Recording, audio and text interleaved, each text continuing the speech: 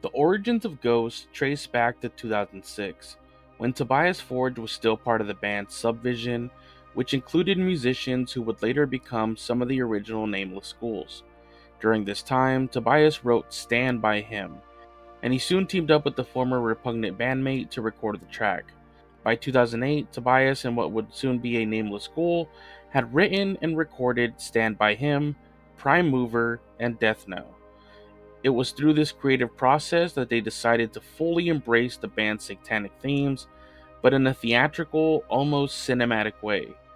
They felt their appearance wouldn't match the grand, ominous nature of their music if they performed as themselves, so they leaned into a fully conceptualized image, drawing from Tobias's love of horror films and the theatricality of Scandinavian black metal.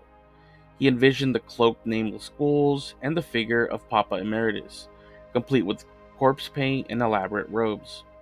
Interestingly, Tobias initially had no plans to be the frontman of the band. He offered the role to several Swedish musicians, hoping to stay behind the scenes as the primary songwriter and guitarist. However, the idea of performing as the Devil Pope proved to be a hard sell. No one wanted the gig. With no other option, Tobias took on the role himself, and the rest, as they say, is history.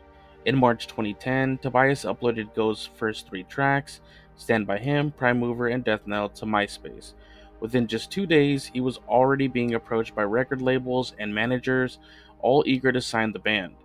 Ghost completed their debut album in Linköping and released their first single, Elizabeth, in June 2010, followed by the full album Opus Eponymous in October of the same year.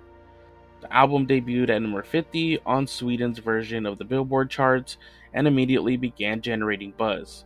Opus Eponymous was everything you'd expect from a band like Ghost: dark, heavy, satanic, yet strangely infectious and packed with melodies, hooks, and grooves. More than just a collection of songs, the album set the foundation for Ghost's signature style of concept-driven records. Lyrically and thematically, Opus Eponymous introduced a grand narrative that would continue throughout the band's discography. The album serves as the ritualistic beginning, conception, and summoning of the Antichrist.